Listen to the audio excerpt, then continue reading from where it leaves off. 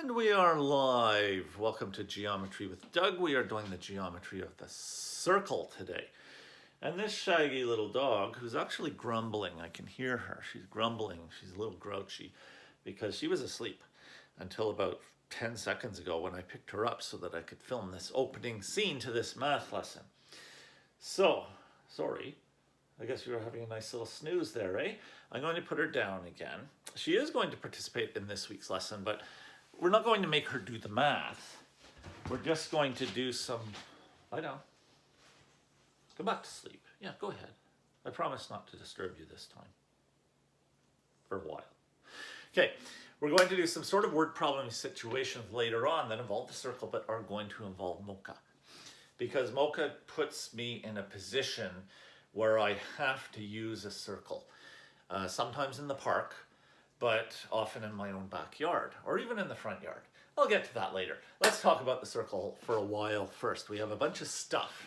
For instance, we have a circle here, and we have its area, and I hung a yardstick from a pin on the wall because I have a use for that a little later on, and that yardstick will be used while I'm doing this activity, but we're not doing the activity yet either. We have to start at the beginning. Does a circle start at the beginning? Not really. A circle, where's the beginning, right? Okay, a circle is a shape that doesn't have corners inside it like these other shapes that we've been working on lately in our geometry. A circle is all curves. It has a center, and it has a radius and it has a diameter. So, what should I do first? What I'll do is I'll try drawing some circles freehand first. That's hard. Some people are pretty good at it. Well, sometimes I get a good circle when I just try to draw one.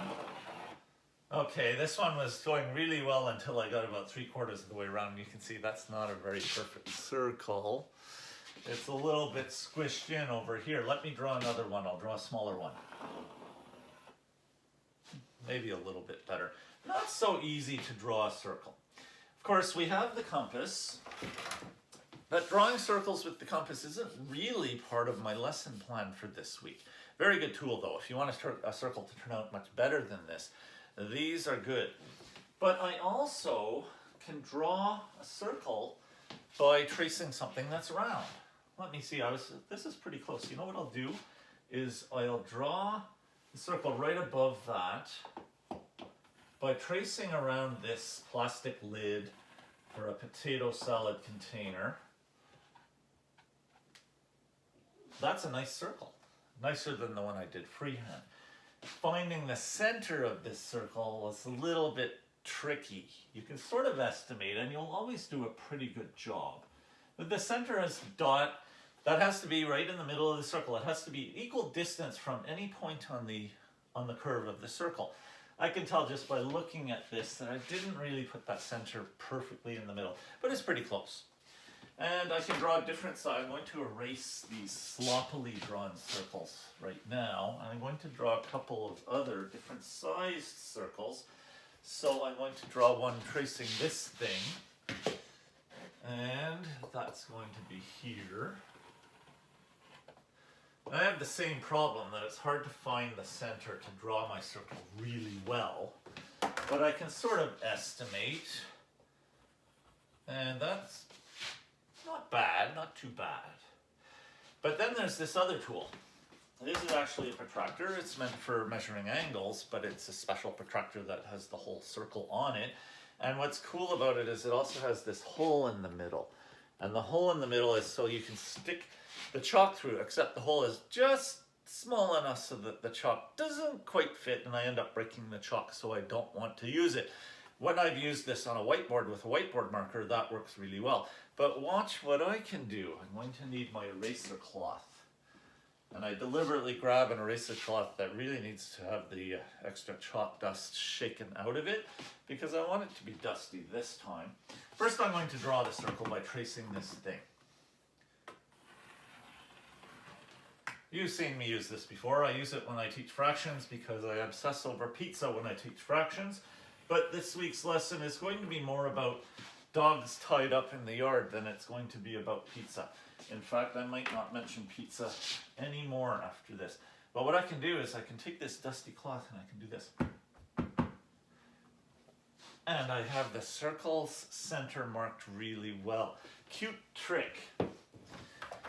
Once I have the centers, whether they're marked really well or sort of estimated, and they're pretty good, I can draw my radius. Now the radius is a line that connects the center of the circle to any point on the outside of the circle. So I can draw the radius over here, and often my temptation is to draw it so that it goes to the right as I'm looking at it. It doesn't have to go to the right. I can draw it in any direction, like the minute hand on a clock. It can be pointed anywhere to the outside of the circle. This one, I'll show off that by drawing it here. There's a radius. So drawing a radius is a little bit easier than drawing a circle. And it's easier than finding the center. This one, I'll just put it like this. So, I think we should look at the words that are involved in this. We have circle. Yes, I'll put it up here. It's not really in my way. We have the center. And we have the radius. We need to get used to these words if we're going to do circle geometry. And then there's diameter. What's diameter? Oh yeah, I have to talk about what diameter is. Diameter is twice as long as the radius. Diameter is a line that goes all the way across the circle from one point on the circle to the opposite side, but it has to go through the center to be a diameter. So if I try to draw a line all the way through the circle like this, I did not draw a diameter. That's not a diameter. So I'm going to erase it. I have to make sure that when I do it, it goes through the center. There. So if I just continue this radius that I already drew all the way to the other side of the circle, well, now I have provided a diameter. Now that I draw a diameter, it's hard to see the radius anymore. So what I like to do is to draw a diameter, but also draw a radius that's just pointing in a different direction. So how about here's my radius here. And you can see radiuses are easy to draw because they go in any direction. You just have to make sure it touches the center. So the diameter goes through the center and touches the circle on two opposite sides, if you will. And the radius only goes from the center to the outside of the circle somewhere. So diameter, radius. Diameter is always twice as long as the radius. So let's see, how about if I measure the radius of these three circles? That's a little bit of a beginning of our math. So I measure and I see that this one has a radius of 3 inches. Since the diameter has to be twice as big as the radius, the diameter is going to be 2 times 3, and therefore 6 inches. Okay. This one has a radius of 5 inches. So its diameter is going to be 2 times 5, its diameter is going to be 10 inches.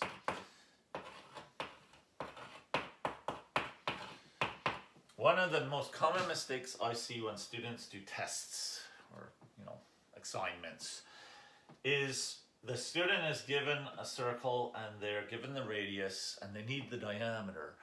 And the student just starts talking about the diameter. The student just suddenly says, okay, this circle has a diameter of 6 inches and they're using the 6 inches. That's really nice. It's just that they forget to show me how they found out. Because it's so easy that it tricks the student into thinking it's obvious and doing the calculation in their head, which is easy to do. Multiplying something by 2 is fairly easy to do in your head. And then they forget to write down a calculation where they show how they figured out that the diameter was 6 inches. And then you can also have the same thing going backwards. For instance, this one, I happen to know that the diameter is 12 inches.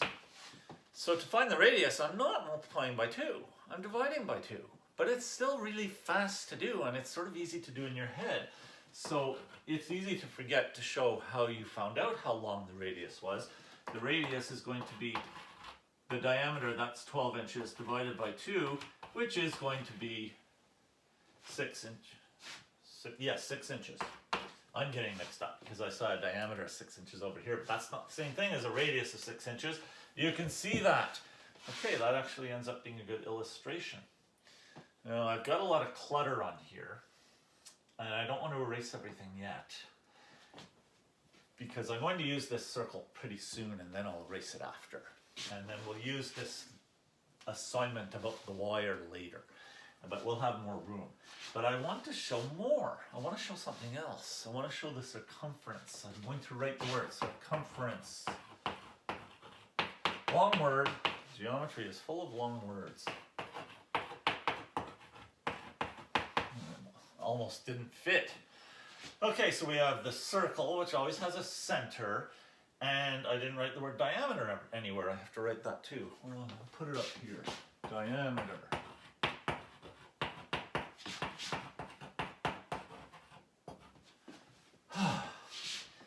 The circle has a center. From the center we can draw a radius. Twice the radius is the diameter. And then there's the circumference. I mentioned that before, but I didn't really explain what it is, did I? The circumference is the measurement of the distance all the way around the circle, which is obviously useful. And sounds familiar because it is the perimeter. The perimeter, as we learned with our other shapes, is the distance all the way around the outside of the shape. Circles also have perimeter because it's a shape and you can measure the distance all the way outside of it. So of course you can find its perimeter, but the circle is a shape that has a special word for the perimeter, and that is the circumference. So it is possible someone would give you a circle and say, could you please tell me the perimeter? You would just go ahead and find the circumference and tell it to them because it would be the right answer. And it could be the other way around. Someone could give you a circle and ask you for its circumference, and in your answer you could say, well, the perimeter of this circle is, perimeter and the circumference are the same thing with the circle. Okay, what do I want to do next? I want to go into circumference more. We have to go into the detail of circumference more. Mocha will help us with this later. But one of the reasons I'm holding this ruler in my hands is because I was measuring the circumference of these 3 circles earlier as I was preparing for this lesson. Of course, measuring a circumference, measuring, the side length of a square or the base and the height of a rectangle is fairly easy. You just put a ruler up next to it and it's very fast. But the thing is, the circle's circumference is curvy. Measuring the radius or the diameter is straightforward. But measuring the circumference is tricky because the circumference curves. So one way of doing it would be to sort of put the beginning of the ruler where it's, the 0 inches point of the ruler down somewhere, but I think I'll choose to do it right here so I can remember where I started. Because of course you could start measuring and get back to your starting point, but forget where your starting point was. So if I start right here at this end of this diameter, I can start trying to measure, but I keep on having to tilt the ruler. And it's a very awkward, tricky thing to do. But of course this is a bit of a bendy ruler. So bendy rulers can be handy in math sometimes. If I put the beginning there and I bend the ruler so that it follows the arc of the circle, I actually am able to see quite well that right where this ruler is at the end, the 12 inches from here along that circumference would end right around there.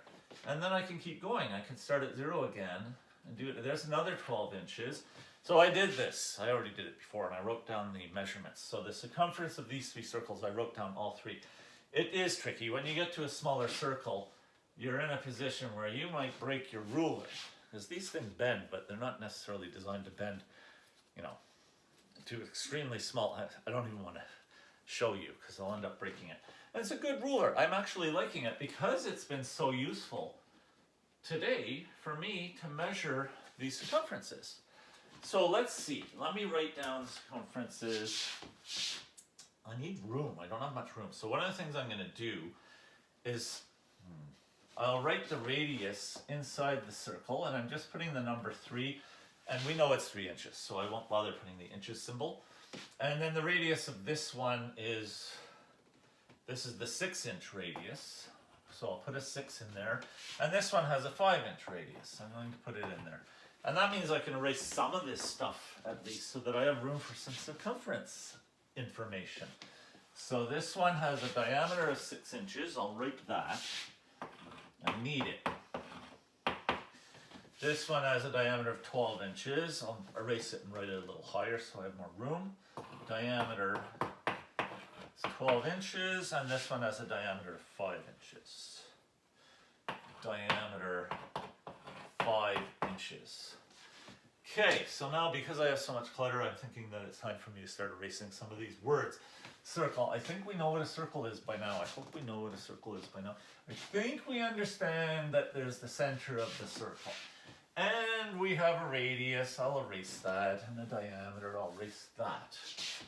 And there's the word radius over here. We're not doing area yet. We will do it later in this lesson. What am I doing for time? I think what I need right now is a sip of my fizzy water. Mandarin.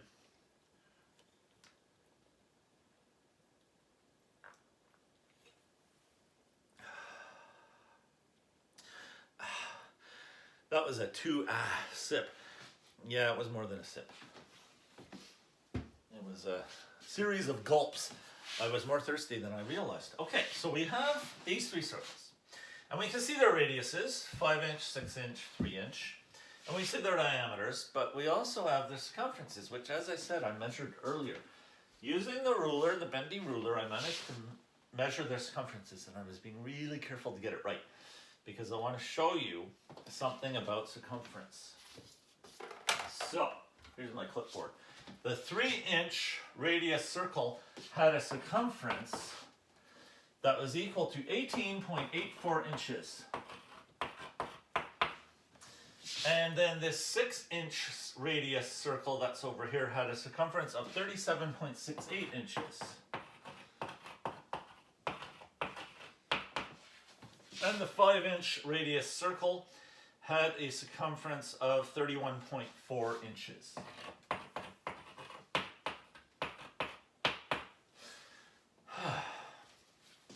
Now let's do some dividing. What if we do circumference divided by diameter for all 3? I'll start with the smallest one. Circumference divided by diameter, that's going to be 18.84 divided by 6. 3.14.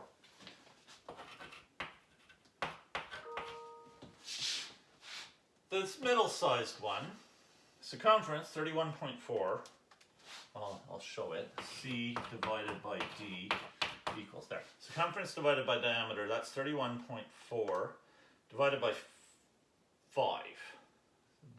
Oh, I wrote down the wrong diameter. Mistake, sorry. Okay, 6 inches was the diameter, 12 inches was the diameter, 5 inches is not the diameter, the radius is 5 inches, it says it right there. So the diameter is 10 inches. Circumference divided by diameter, therefore, is 31.4 divided by 10. 3.14. Silly mistake. Now, circumference divided by diameter for this biggest one, 37.68. 37.68 divided by 12. 3.14. We got the same answer all 3 times because the answer we got is pi. Pi is a number, and it's not exactly 3.14, but it's a number that we usually round off when we write it down because it's a number that has a decimal that goes on and on and on and on, so you have to round it somewhere. So pi is usually used in math classes like this one in a rounded off version, and the rounded off version of pi that we use is 3.14. It's not the only way we could round off that number, but it's a useful one because it's a long decimal, and when you're working on your math, you want to be able to focus on the math that you're working on. And We've already done decimals, so we're not trying to challenge ourselves to work with really long decimals. We don't want to be distracted by that. So 3.14 is rounded off fairly high, and it's easy to use, and it allows us to do all sorts of things with the circle that are very useful in math. And I'm telling you, this keeps coming back. 3.14 and pi and circles, their circumference, the diameter, the radius, all this stuff that we're doing. We use it again and again in math. So it's important. It's very important. And you might say, well, if you wanted to avoid confusing decimals, why wouldn't you round it even higher? You could round it to 3.1 or even 3. Why don't we just use 3 for pi? Well, because pi isn't actually exactly 3. Pi is always, well, look what happened. When we divide the circumference by the diameter, we get pi. We get this special number that's important that works with circles. And it's never going to be below 3. It's always it's always really close to 3.14. It's always a little more than 3. So using 3 as pi would actually be confusing. So this is a compromise. 3.14 is a really good value of pi to use. And you notice that there's a relationship between the circumference and the diameter in, well, all 3 of these circles, but I'm telling you right now, it's all circles. All circles have this relationship between circumference and diameter, where if you divide the circumference by the diameter, you get pi. So that's interesting. It shows us how math realized pi was an important number for circles in the first place. I guess if you keep on dividing circle circumferences by the diameters, it's eventually going to occur to you that you keep on getting the same interesting special number as an answer. So pi is a special number that's associated with circles and that we have to use a lot when we do math with circles. And it might seem hard at first. It's a weird symbol, this Greek letter pi, and it's this number that's in the form of a decimal, and there's different ways of rounding it. That might sound difficult, but it just stops being difficult because we use it so often. So that's an interesting thing that I notice when students have trouble learning things, and I very often notice that students seem to be quite strong with their circles. They seem to be quite strong with the use of pi in the formulas that go with circles. And it's because you have to use it a lot. When you use something a lot, you get good at using it. Okay, I finally can erase a bunch of this stuff and figure out what I have to do next. Yes, what I have to do next is area, the area formula for a circle. We have a circle here and we know its area, but we're not using it yet. What we're going to do first is I'm going to erase some of this stuff. I'm going to keep this pi up here though. I'll erase the word circumference. I'm going to erase all of these calculations. All of them. I want to keep the radiuses. And even though I like this diameter I drew, I'm going to erase it. I'm just going to keep the circles and their radiuses. And the measurement in inches of the radiuses, which is the 6, the 5, and the 3 for these circles. And I want to be able to calculate the area of each circle. Well, what's area?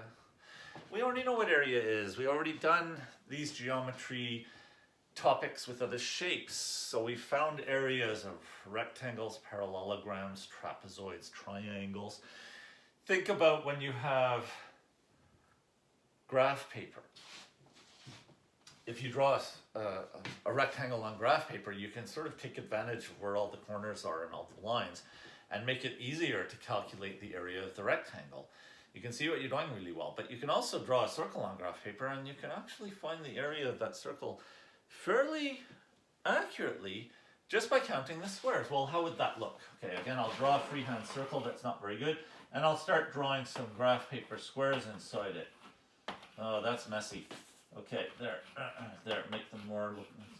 See, the problem is eventually you get to an area where not all of the part of the circle you're trying to measure fits inside the square.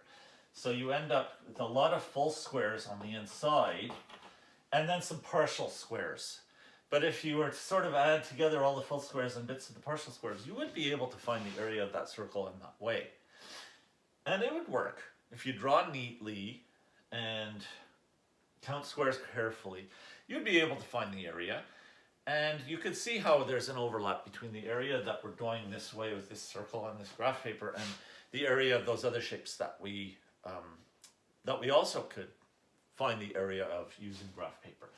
But that's not the most efficient way to find the area of a circle. See, the thing is, we have a formula for finding the area of a circle. And we've used formulas before. We used formulas for the areas of those other shapes. The area of a circle formula is pi r squared. Okay, so there's something new and something not so new in this. One of the things that's not so new is pi. Pi is in the... Interesting that pi is so important in the circumference formula for a circle. It's so important, well, I didn't really do the circumference formula. I need to do some circumference and some areas of these because I just gave you the circumference. I measured the circumference. I haven't even really used the circumference formula. So I want to do both the area and the circumference formulas. So I'll show you the circumference formula. You're not going to be surprised. The circumference of a circle, one version of the formula for it is pi d. Well, we already just explored the idea that if you divide circumference by the diameter, you get pi.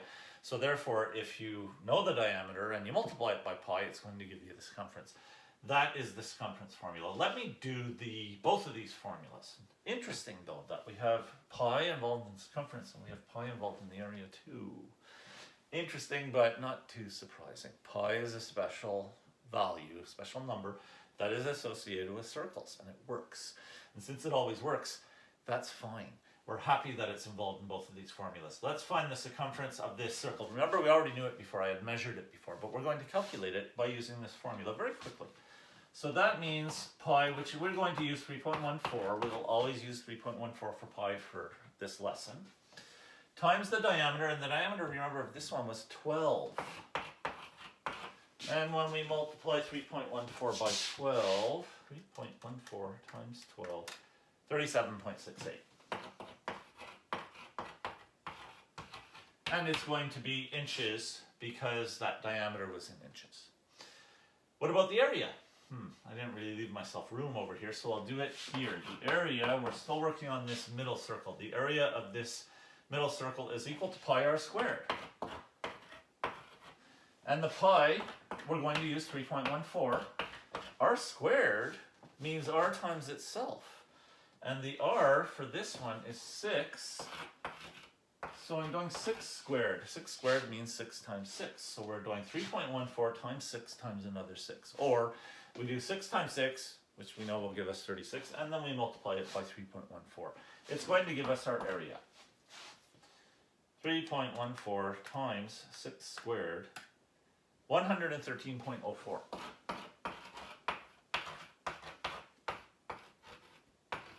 But it's an area, so it's in square inches. Do not forget that the unit has to be squared when it is area. So both of these formulas have now been filled in to find the circumference and the area of this middle circle. So what I'm going to do is I'm going to erase this middle circle and do it again with this little circle, just to make sure that we practice each of these formulas often enough. So what I'll do is I won't erase the formulas themselves because I can reuse those, but I'm going to erase this circle. And I don't need the area formula written up here anymore, so I'll move it. I'll remove it. Okay. The circumference of this one, pi d. There's another version of the circumference formula. I have to mention that too. Pi d is one circumference formula that works. We just used it. It works. But there's another version of it, which is 2 pi r. And when you think about it, you realize, oh, okay, I already knew that because I already knew that the diameter is 2 times the radius. So if I take away the d and replace it with a 2 and an r, it'll still work. It's really doing the same thing. It's really the same formula. So let's use this version of the formula, though, with that one. In fact, I know what I'll do. I'll use both. Since the radius of this is 3, the diameter is 2 times the radius. So the diameter is 6, so pi times d is 3.14 times 6. And I'll make sure that I don't get the decimal part of it wrong. 3.14 times 6, 18.84. inches. I'll write in for inches, but not squared. It's not an area. Then this version of the formula. Circumference is equal to 2 times pi times the radius, which is the 3. We can tell already this is going to work. 2 times 3 is 6, and I have a 6 right there. It's really the only difference, that we're expressing our diameter here, and we're expressing 2 times the radius there, and those are the same thing. So 2 times 3.14 times 3, 2 times 3.14 times 3 equals 18.84. I am not surprised. Inches. Use either version of the formula. And now I have an extra formula written again. So, I want to do the area of this one now. There's only one version of the area of a circle formula. It's pi r squared, 3.14 times r squared, that's 3 squared, which is 3 times 3. So 3 times 3 is 9 times 3.14. 3 times 3 is 9 times 3.14, 28.26. Square inches, don't forget that. So that works. I'm going to erase that little circle, and let's do it one more time with this medium-sized circle with the radius of 5, which you will remember as a diameter of 10, even if the teacher writes it down wrong at first. Okay, erase, erase. Oh, I erased the formula, oops. So I'll just write it again. Okay. The area of a circle formula, area equals pi r squared. And now we're doing this one. So I'll go back to using this version of the formula. If the radius is 5, the diameter is equal to 2 times the radius, which is 2 times 5, which is 10. So to use this version of the formula, I have 3.14 times 10, and that's kind of an easy one. Multiplying decimals by 10 is fairly easy. So we have 31.4 inches. I'm writing the inch symbol this time. It is not squared. And then pi r squared for the same circle. I have to use the radius. There's no version of this formula where I have the diameter. I don't want to use a version like that. The radius is 5, so I have pi, 3.14, times 5 squared, which is 25. We should follow the order of operations, so we do the 5 times 5 first, and then we multiply by pi. But it's all multiplication, so it's very forgiving. 5 squared, that's 25 times pi, 78.5 square inches. Yes, these formulas are fairly easy to use. We have this little formula for the diameter versus the radius thing when we need it. We have the circumference. We have 2 different versions of it, but they're both easy to use, and they're both really the same thing. And then we have the area of a circle formula, which is also not very difficult to use. The fact that the r squared is kind of a thing that happens when, with a lot of students, they may not have done exponents very much yet in their math career when they start to encounter circles. So sometimes the area of a circle formula is one of the first times that students are dealing with that. But it works. And it's not very hard to do. Once you practice it, it's easy, just like anything else in math. How am I doing for time? Okay, we've done quite a lot though. We've done circle, center, diameter. I have a little checklist on the wall over here. Circle, center, diameter, radius, circumference, and area. I only have one other word over there that I'm going to deal with. And of course, pi. I didn't write pi on my list, but we have covered it. So we're doing very well in a little bit over half of the amount of time I wanted to devote to this lesson. So I have to decide what to do next. And I think what I want to do next is move over and deal with this big circle, which I'm quite proud of. I drew that with my compass. And interesting that we get so many decimals when we do these circumference and area formulas. You can't really avoid that very easily because pi is a decimal. So it's hard to avoid the decimals happening at all. But interestingly, the area of this one happens to be a whole number, 314. Anything familiar about that number? Oh look, we have pi, 3.14. And over here we have a circumference, which happens to be 31.4. It's the same 3 digits, but the decimal's in a different place. Why? Because I multiplied by 10. .314 decimal, if I draw it, is here. Huh. Okay, let's work on that circle. That's fun. The thing that's special about it, though, is that I'm giving the area. And that's all I'm giving for this circle. And I want us to calculate everything else. So I'll erase this, and this, and this, and this. Not the pi. I'm not going to erase the pi.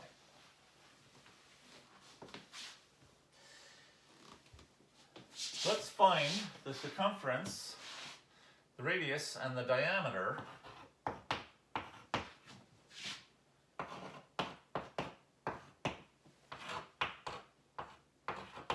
for this big circle. Do I have all the information I need? I didn't even draw a radius or a diameter, but I drew the circle and I gave the area. So we really have, when we think about these formulas that we've worked with, we have the two different versions of the circumference formula, and we have the little diameter radius formula, that multiply by 2 or divide by 2 thing. But which formula can we use when all we know is the area is 314? We have to use the area formula. That's the first one we're going to use. And what's in the area formula? Area is pi r squared. We know pi is 3.14. So the only other thing besides the area, which we know, 314, and the pi, which we replace with the number version that we're using for pi, the only other thing in there is the radius. It is squared, but it's the radius. Well, I'm going to be able to find the radius if I do the area formula kind of backwards. So how do I do that? I'm going to divide both sides by 3.14. And these cancel, and we have r squared equals 314 divided by 3.14 happens to be 100. And then r squared equals 100. What number squared equals 100? What number times itself equals 100? I think if we know our multiplication tables, we probably know the answer. So if r squared equals 100, r must be equal to 10 inches. I'll write IN down here, there. The radius is 10 inches for this circle. So what's the diameter? That's a fast one. The diameter is equal to 2 times the radius. So it's going to be 2 times 10. It's going to be 20 inches. And then the circumference. The circumference, I could use either version of the formula since I know the radius is 10 and I know the diameter is 20. I'm going to use circumference equals 2 pi r, and that's going to be 2 times 3.14 times the radius, which is 10. Is this fitting in the, it's just barely fitting in the video rectangle.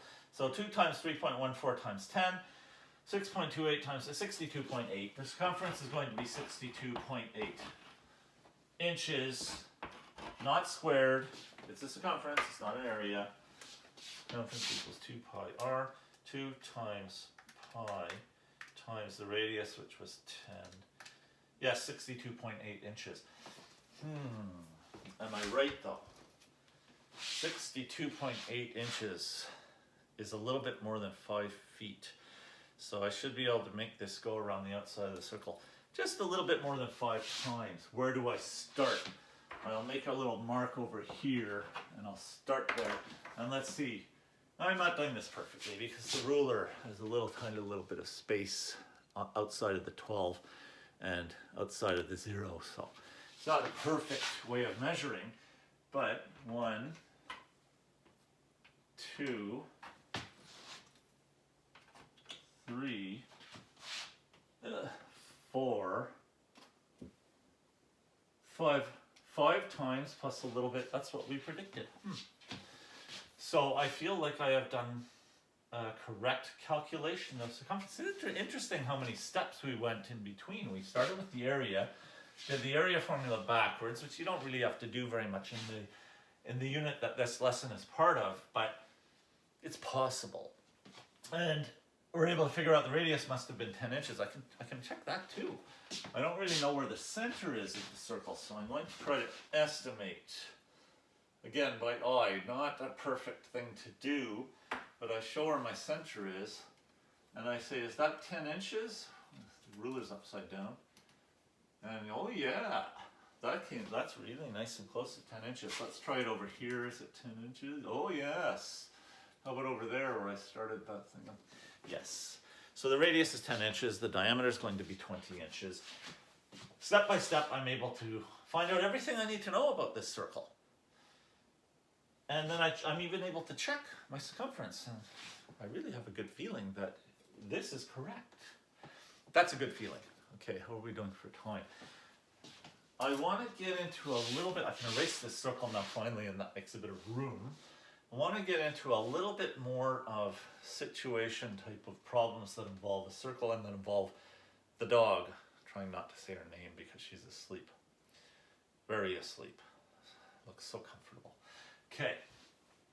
Before I get into this thing, this little activity, which I think should take me maybe the last 10 minutes. So I have 10 minutes to do some situational problems that involve a dog and a leash, and sometimes a backyard, sometimes in the park. And it's just one of my favorite things to do. Just like when I'm teaching fractions, I really like to talk about pizza a lot because it works so well, and because I like pizza. She didn't wake up and look at me when I said the dog or leash, but when I said pizza, she did. You can tell she's my dog. Okay, oh, and I haven't even talked about what shirt I'm wearing. This is Sparta Prague, a city in Czechia. Soccer jersey. Okay, so I'm going to erase all of this stuff that went with this big circle, including the big circle itself. I'll leave the pie up there. The pie is so important in this lesson that I think we should always have it sitting there where we can see it. What if I went out in the backyard and let Mocha out? Yeah, she heard her name. And she wanted to get some exercise. Well, I'll tell you what she would do, because I've seen her do it many times. She runs in a big circle. Now, she doesn't necessarily know what a circle is, but why would she run in a circle? Why would she not just run in a straight line? Because it's a yard, and she runs very fast. And if she were to start at one side of my backyard, one part of the fence, and run as fast as she could across the yard, she would hit the fence on the other side very soon after, maybe less than a second, because she's fast. So there's not enough room in this yard. It's a decent sized yard for a small dog, but there's not enough room for her to just run and run and run in the same direction. She has to keep turning in order to have space to run in so that she doesn't slam into fences or the stairs or any of the other things that are in the backyard. So she runs in a circle, and she actually does draw a pretty nice circle. It's quite a round circle, better than my freehand drawings of circles. But there's another way that she runs in a circle, which is when I make her stay in a circle. And the way to do that is with one of those things that you screw into the ground and you attach the leash to it. And the other end of the leash is attached to the dog. So what happens when you use one of those things, I'll mark the thing, okay? So I don't know what that thing's called, that screwy into the ground thing. I'm going to say there it is. I can try to draw it. It looks kind of like this. The thing on the top, it's not drawn very well. Thing on the top to tie the leash to. I'm going to erase that. I don't like it. I'm just going to use this dot to show the point on the ground where the leash is attached to. And of course the other end of the leash is attached to the dog. So if she goes as far as she can away from that thing in the ground, eventually she can't go any further because the leash stops her. That's what leashes are supposed to do. So we could measure how long the leash is. So let's say I have a leash that is 12 feet long.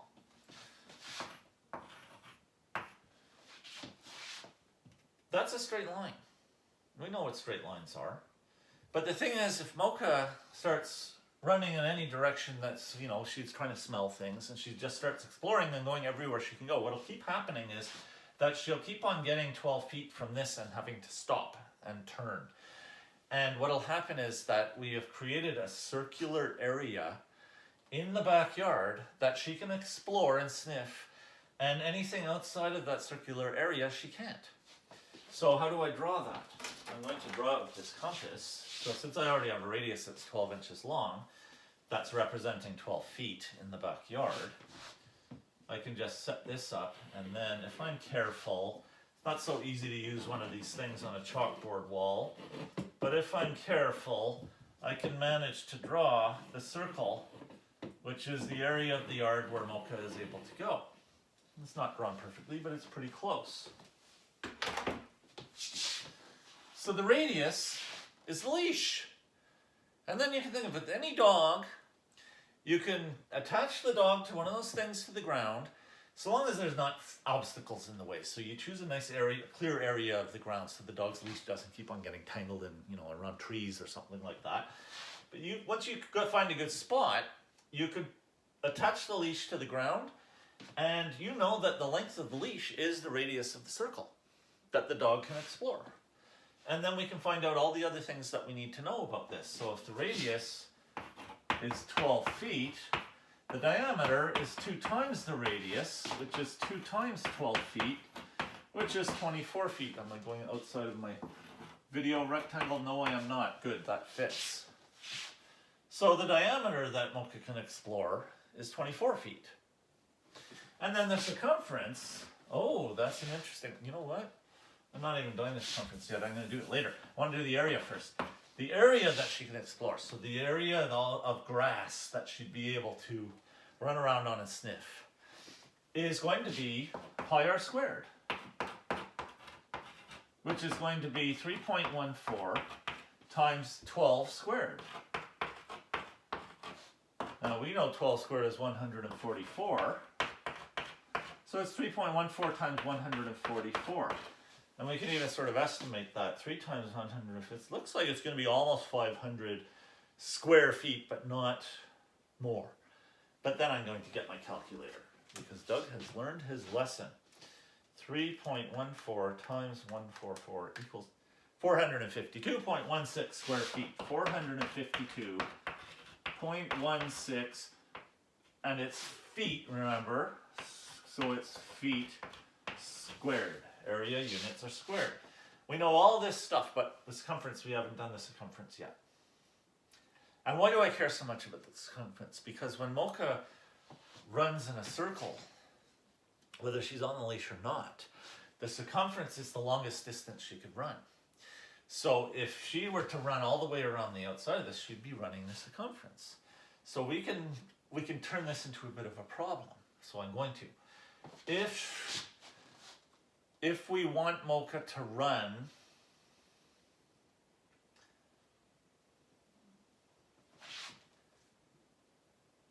,300 feet,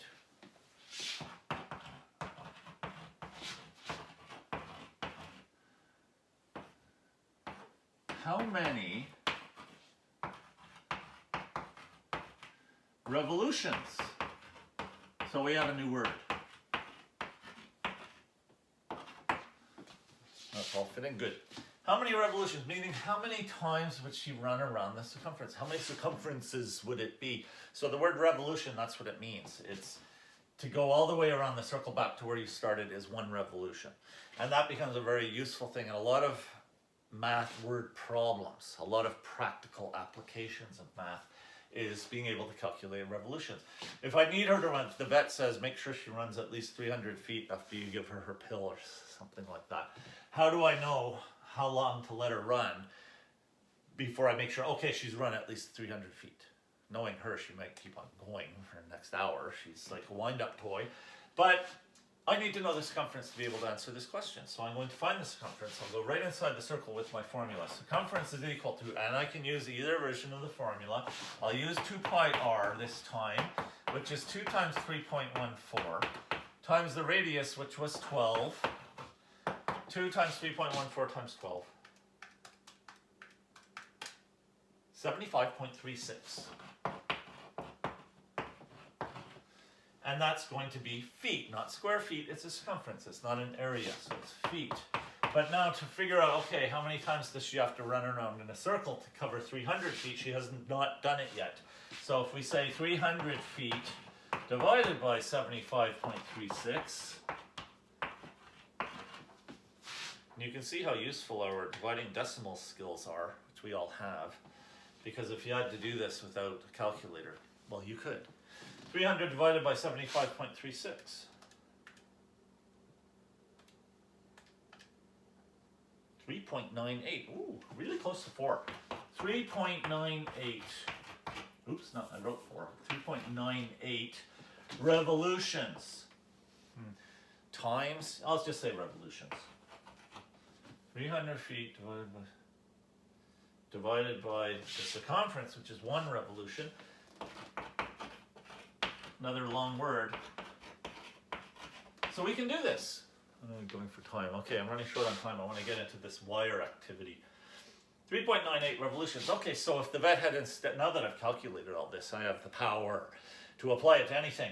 If the vet says, okay, I think actually she should run at least 3,000 feet per day because she's a little overweight. She's overweight from eating too much wheat. Okay, because she's a little overweight, I want her to run 3,000 feet per day. Well, that's 10 times 300. So it's going to be 10 times 3.98, which is really close to 4 revolutions. 40. If I made her run around this circle 40 times, I'd have to stand there and count. And it wouldn't take long because she's fast. So any dog with any sized leash gives you all the information you need, so long as you can attach the leash to one spot and there's no obstacles in the way. It gives you all the information you need to be able to figure out all the stuff that has to do with that circle the dog is trapped within, if you will, by that leash. And I have brought her to the park and attached a very long leash to that thing that screws into the ground. I've done that with her not because I worried she'd run away, because she just won't run away. She's the opposite of a dog who runs away. She's the dog who, when you're cooking in the kitchen, you have to be really careful because you start walking across and you say, oh yeah, I need the eggs, and you turn and you trip over the dog. She's always right there. So she doesn't run away. But in case another dog comes into the park or something, I want her to be able to get her exercise. So I attach her to that thing with a nice long leash, and then I'd be able to calculate everything. How long is the radius? Well, measure the length of the leash. How long is the diameter? Double that. What is the area and the circumference? I can calculate those. How many revolutions to do this and do that? All these things that I need for this situation are available to me because I understand circle geometry.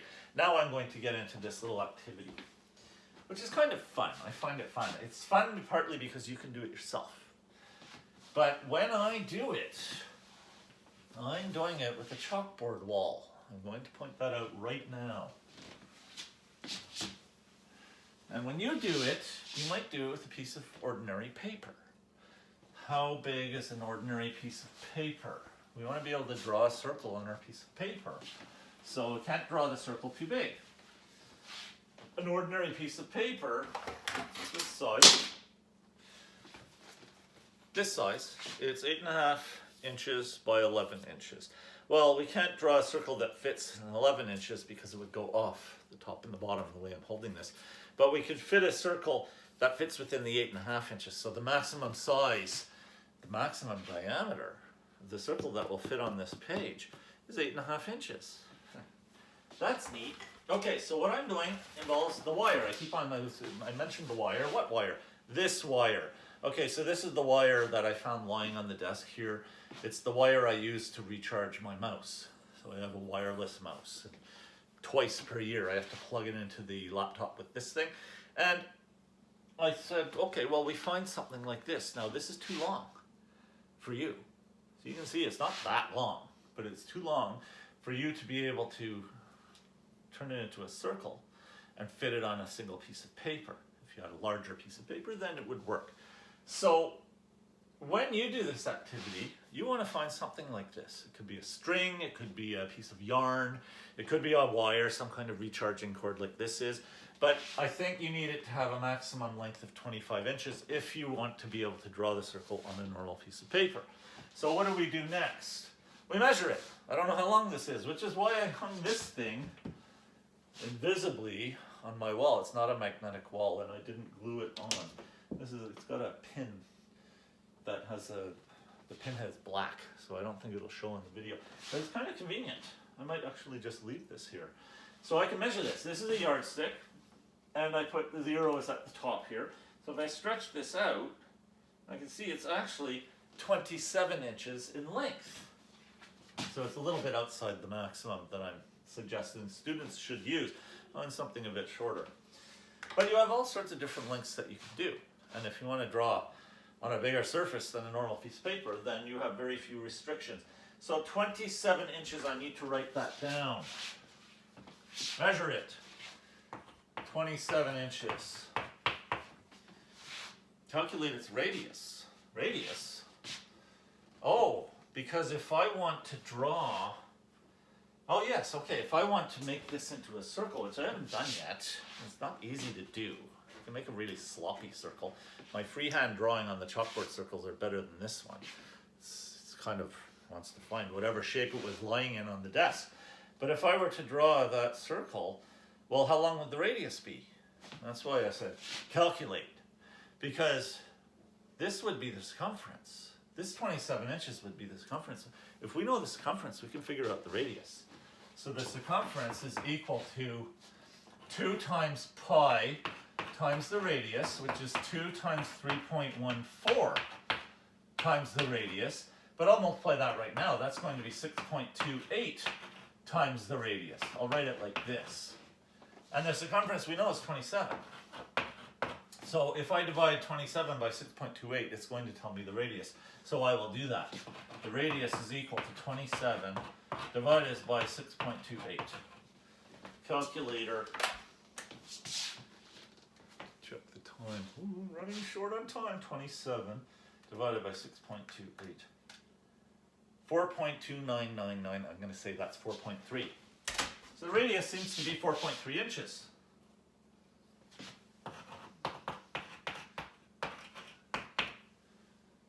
Okay, there it is, 4.3 inches. I'm just filling it in on this little score sheet, if you will.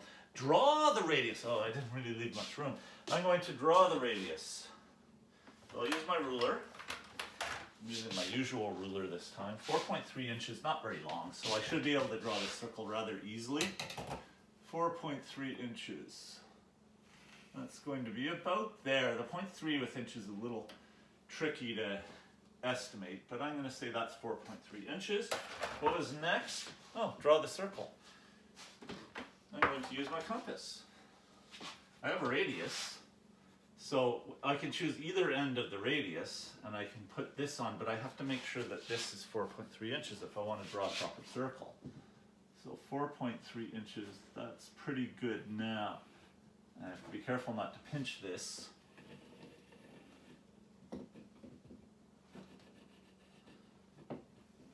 They're easier to use on a piece of paper than they are on a chalkboard, I'll say that much.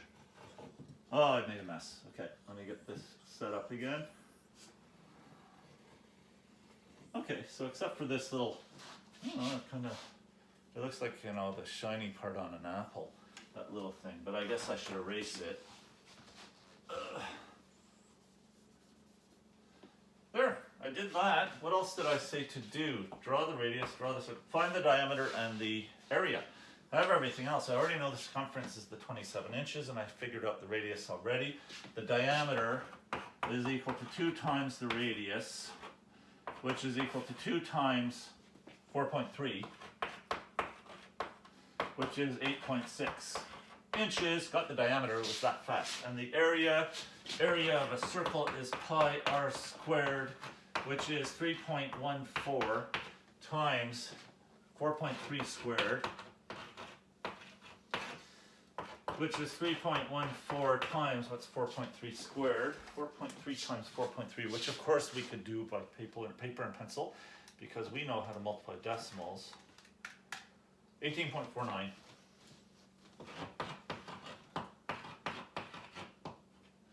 Times pi,